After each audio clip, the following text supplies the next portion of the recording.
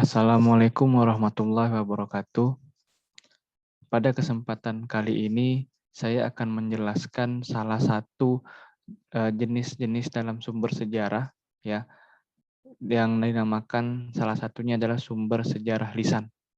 Jadi, kalau Anda mempelajari jenis-jenis sumber sejarah, kan ada berdasarkan bentuk dan ada berdasarkan sifat. Nah, salah satu sumber sejarah berdasarkan bentuk adalah sumber sejarah lisan. Nah, di sini saya tidak perlu menjelaskan lebih dalam apa itu pengertian dari sumber sejarah lisan atau sumber lisan. Nanti silakan Anda cari sendiri, googling sendiri, explore sendiri apa pengertian dari sumber lisan. Tapi yang ingin saya tekankan adalah bahwa penelitian lisan atau penelusuran sumber-sumber lisan itu hanyalah sebagai salah satu sumber yang tersedia bagi sejarawan. Jadi sumber lisan itu sebenarnya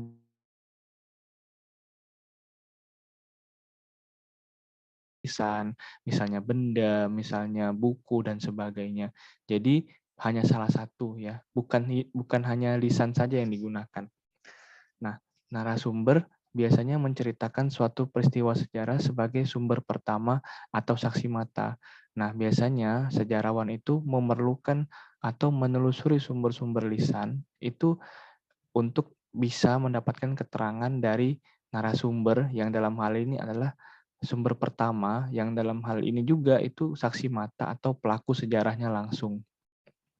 Nah, sumber lisan itu memiliki beberapa kelebihan dibandingkan sumber tulisan, dibandingkan sumber benda, dan sebagainya. Kenapa? Karena yang dihadapi adalah manusia atau pelaku sejarah dan saksi sejarah langsung. Apa kelebihannya misalnya? Karena kita bertemu dengan pelaku sejarah atau saksi sejarah, itu maka dapat dilakukan dalam dua arah. Dalam hal ini adalah sama-sama bisa berkomunikasi, saling tatap muka, saling ngobrol, ya, saling menambahkan, saling meluruskan. Jadi dapat dilakukan dalam dua arah, ya, tidak satu arah. Kemudian yang kedua adalah dapat menggali informasi secara luas dari berbagai golongan atau lapisan masyarakat. Nah, dengan sumber lisan ini, itu bisa diketahui hal-hal yang sebenarnya masih terbatas di dalam masih terbatas di dalam tulisan, dalam buku dan sebagainya. Mungkin apabila adik-adik semua atau kawan-kawan menelusuri sumber-sumber atau informasi yang ada di buku, di tulisan itu kan biasanya terbatas hanya untuk menerangkan golongan tertentu, misalnya raja, misalnya sultan, pejabat dan sebagainya. Nah, kalau menggunakan sumber lisan, penelusuran lisan itu Anda bisa mencari tahu atau mencari informasi yang tidak orang-orang lain rasakan dari kalangan lain, ya. Misalnya di buku itu hanya dari kalangan orang-orang tinggi, maka kawan-kawan bisa menggunakan sumber lisan untuk mengetahui bagaimana persepsi suatu peristiwa sejarah, bagaimana dirasakan suatu peristiwa sejarah yang dia rasakan sebagai golongan kecil, ya. Misalnya krisis ekonomi, sejarah krisis ekonomi 98. Di buku-buku yang menerima efeknya, dampaknya pengusaha-pengusaha, para pejabat dan sebagainya. Nah, bisa saja dengan menggunakan sumber sejarah lisan, penelusuran sejarah lisan, Anda mewawancarai rakyat kecil, pedagang-pedagang kecil, bagaimana rasanya waktu itu saat reformasi 98, saat krisis ekonomi, sehingga eh, informasi yang kawan-kawan dapatkan lebih lengkap, ya. Kemudian yang kelebihan selanjutnya adalah dapat melengkapi atau menyelaraskan atau membandingkan dengan data yang terdapat dari sumber tertulis atau dokumen. Nah, ini juga kawan-kawan mendapatkan suatu fakta di sumber tulisan atau di buku, kadang-kadang itu belum tentu itu benar 100%. Makanya perlu diselaraskan atau dibandingkan benar nggak antara data di dalam tulisan itu dengan data yang disaksikan langsung atau keterangan disaksikan langsung oleh pelaku sejarah. Misalnya Anda mendapatkan rapot seorang bernama A. Di rapot seorang bernama A dituliskan pelajaran sejarahnya dapat 80. Tapi kemudian Anda bertemu langsung si A tersebut dan Anda konfirmasi apa benar rapotnya dapat 80. Ternyata si A tidak, si A mengatakan, saya tidak pernah mendapatkan pelajaran sejarah dapat 80. Mungkin itu salah. Nah, maka itulah kegunaan dari sumber lisan untuk saling check and recheck, saling cross check, ya, membandingkan antara apa yang ada di dalam tulisan atau dokumen dengan fakta yang sebenarnya dirasakan oleh narasumber. Kemudian, selain kelebihan, sejarah lisan juga memiliki kelemahan. Yang pertama, tentu saja daya ingat narasumber yang terbatas. Semakin tua narasumber, semakin lanjut usianya, tentu saja daya ingatannya semakin terbatas, ya, semakin banyak lupa. Kadang-kadang lupa tanggalnya, kadang-kadang lupa bulannya, lupa peristiwanya detail seperti apa, lupa nama-nama orang yang terlibat, lupa tempat kejadiannya pastinya di mana. Itu suatu hal yang wajar karena daya ingat narasumber yang sangat terbatas. Kemudian yang kedua adalah rentan terjadi subjektivitas. Rentan terjadi subjektivitas itu maksudnya adalah keterangan yang diberikan itu terlalu kental dengan hal-hal yang bersifat pribadi dan dengan kepentingan, ya, dan syarat akan kepentingan, ya. Jadi narasumber memberikan keterangan itu hanya berdasarkan atau apa yang dia rasakan saja, yang dia rasakan dalam artian menurut dia. Menurut dia, keuntungan dia mendapatkan itu, ya. Jadi sangat subjektif, sangat pribadi sekali, ya. Kemudian, rentan akan kepentingan, ya. Misalnya peristiwa, ya, peristiwa peperangan antara Belanda dengan Indonesia, antara tentara Belanda melawan tentara Indonesia. Kemudian Anda akan mewawancarai tentara Belanda. Ya pasti saja tentara Belanda itu membela dirinya sendiri, pasti membela atasannya, pasti membela bawahannya, pasti membela apa yang dia lakukan terhadap tentara Indonesia. Ya itulah, karena bersifat pribadi, ya, sangat pribadi sekali. Kemudian yang ketiga kelemahannya adalah narasumber itu sering out of topic. Out of topic itu apa? Out of topic itu keluar dari jalurnya. Keterangannya tidak sesuai dengan yang kita harapkan. Misalnya kita hanya ingin mengetahui tanggalnya berapa, terjadi di mana, tokoh-tokoh yang terlibat siapa, tetapi narasumber juga menjelaskan tokoh yang ini kegemarannya ini, tokoh yang ini kegemarannya itu, tokoh yang ini suka ngerokok, tokoh yang ini suka minum, dan sebagainya. Padahal itu tidak perlu kita ambil atau tidak kita butuhkan informasi seperti itu. Yang kita butuhkan hanya informasi-informasi terkait dengan yang tadi saya sebutkan seperti peristiwanya di mana, tanggalnya di mana. Nah, itu yang dimaksud out of topic. Apa yang tidak kita butuhkan, apa yang kita tidak tanyakan, itu justru dijelaskan oleh mereka, oleh narasumber, ya. Kemudian, nah, untuk itu sumber lisan itu diperlukan suatu kritik. Misalnya membandingkan dengan sumber lisan lain. Jadi, misalnya Anda mendapatkan atau menelusuri sumber lisan, itu diperlukan suatu kritik atau verifikasi, ya. Benar nggak keterangan yang dia sampaikan itu? Ya cara cara memverifikasinya banyak, ya.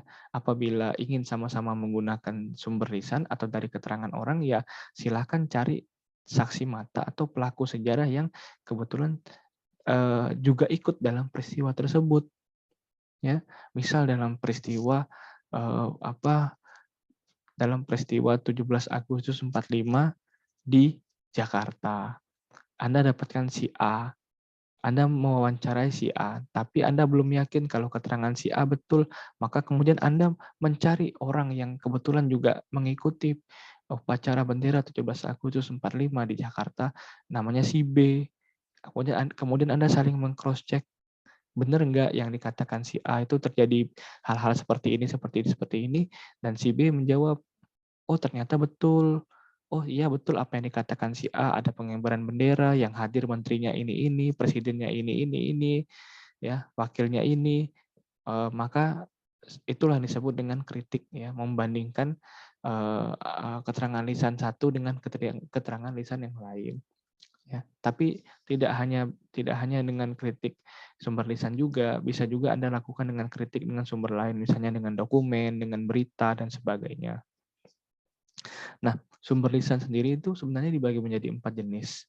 Sumber kabar dari pelaku, sumber kabar dari saksi sejarah, sumber kabar dari tempat kejadian atau peristiwa sejarah, dan yang terakhir sumber lisan dari para ahli.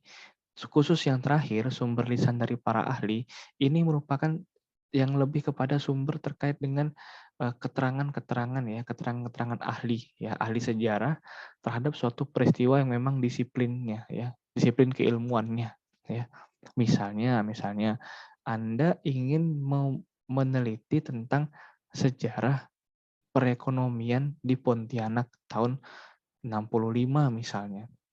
Nah, karena tokoh-tokoh atau orang-orang atau pelaku sejarahnya itu susah dicari atau bahkan sudah meninggal atau bahkan tidak bisa diwawancarai atau mungkin sudah terlalu tua, maka Anda bisa saja mencoba mendapatkan informasi terkait dengan ekonomi Pontianak tahun 1965 dari ahli ya, dari ahli ekonom ya, ahli ekonomi, dari ahli sejarah yang pernah meneliti tentang perekonomian di Kalbar pada tahun tersebut atau pada periode tersebut. Jadi sumber lisan dari para ahli itu sebenarnya bukan sumber dari pelaku atau saksi sejarah, tapi sumber ya keterangan lisan yang diberikan dalam kapasitasnya sebagai seorang ahli ya, sesuai dengan disiplin keilmuannya ya. Itu yang dimaksudkan dengan sumber lisan dari para ahli. Nah, apa saja hal-hal yang harus diperhatikan dalam melakukan penelusuran sumber sejarah lisan? Yang pertama, perencanaan wawancara. Melakukan perencanaan secara mendalam terhadap penentuan narasumber.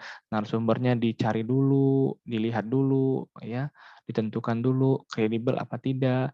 Waktu dilaksanakan wawancara juga diperhatikan jam berapa enaknya, tanggal berapa, hari apa, dan menentukan materi wawancara. Ada baiknya sebelum melakukan wawancara, penulis membuat terlebih dahulu daftar pertanyaan yang akan diajukan kepada narasumber. Ini juga penting ya, agar nanti saat wawancara Anda tinggal membacakan pertanyaan saja karena Anda sudah mempunyai bekal pertanyaan. Kedua, pelaksanaan wawancara. Ini dilakukan untuk menggali pengalaman narasumber, bukan dialog bebas ya. Jadi pengalaman-pengalaman narasumber yang udah terdahulu kan dia sebagai saksi sejarah ya, sebagai pelaku sejarah itu kita gali ya. Keterangan atau komentar yang hanya sebatas pada respon pertanyaan yang Anda ajukan. Jadi keterangannya itu hanya pada sebatas respon pertanyaan ya, bukan hal-hal yang lain, bukan di luar pertanyaan. Jadi yang saya bilang out of topic. Ada kalanya keterangan yang diberikan terlalu berlebih atau tidak sesuai konteksnya. Tadi ya, maka tugas Anda ialah mengarahkan narasumber agar keterangannya sesuai dengan yang diharapkan. Caranya dengan kembali menegaskan pertanyaan atau melontarkan pertanyaan baru. Nah, sedangkan tips yang ketiga ya, orang yang diwawancarai ya, pewawancara hendaknya mempelajari latar belakang narasumber ya. Kita mewawancarai si A, dia kan narasumber ya, orang yang mau kita wawancarai. Jadi kita harus tahu latar belakangnya, misalnya pendidikannya, pekerjaannya dulu apa, kemampuan berbicaranya gimana, lancar atau tidak, dan keterkaitan dengan topik sejarah yang Anda teliti ya. Misalnya kita mau teliti tentang kerusuhan di Pontianak tahun 97-98. Tapi yang Anda cari ya, topik sejarah yang Anda cari itu justru orang yang tinggal tahun 97-98 itu bukan tinggal di Pontianak, tinggal di Ketapang atau tinggal di Mempawah. Nah, ini kan nggak sesuai ya. Jadi tidak sesuai dengan topik sejarah yang Anda teliti. Ada baiknya juga Anda membaca sumber-sumber atau buku yang berkaitan dengan topik ya. Misalnya kita ingin neliti tadi kerusuhan gitu kan, kerusuhan tahun 98, 97, maka kita cari-cari sumber dulu atau buku yang berkaitan dengan topik sebagai pendahuluan ya. Cari koran-koran yang keluar pada tahun itu misalnya. Wawancara juga harus menyiapkan media rekam yang baik dengan kapasitas yang cukup. bisa menggunakan tape recorder ya atau handphone. Zaman sekarang kan HP sudah bisa untuk merekam suara semua. Kemudian yang keempat adalah materi wawancara. Hal ini masih ada kaitannya dengan daftar pertanyaan yang Anda susun tadi ya, yang kalau nggak salah saya tips yang pertama ya, materi pertanyaan harus berkaitan dengan topik yang Anda teliti. Misal, Anda ingin menulis tentang pembantaian mandor tahun 1944 di Kalbar, maka Anda harus merumuskan terlebih dahulu apa yang dimaksud dengan pembantaian manusia, ya, atau genosida itu apa gitu loh. Kemudian juga Anda harus tahu apa latar belakang Jepang melakukan pembantaian tersebut dan siapa-siapa yang saja yang dibantai dan sebagainya. Jadi materi wawancara itu sangat penting juga ya untuk sebagai dasar juga atau saling berkorelasi dalam penyusunan daftar pertanyaan tadi yang menjadi tips pertama ya. Jadi itu saja dulu penjelasan dari saya tentang penelusuran sumber sejarah lisan. Apabila ada diskusi, pertanyaan, silakan Anda langsung tulis saja atau ketik saja di daftar komentar. Nanti kita sama-sama diskusi. Sekian, terima kasih. Wassalamualaikum warahmatullahi wabarakatuh.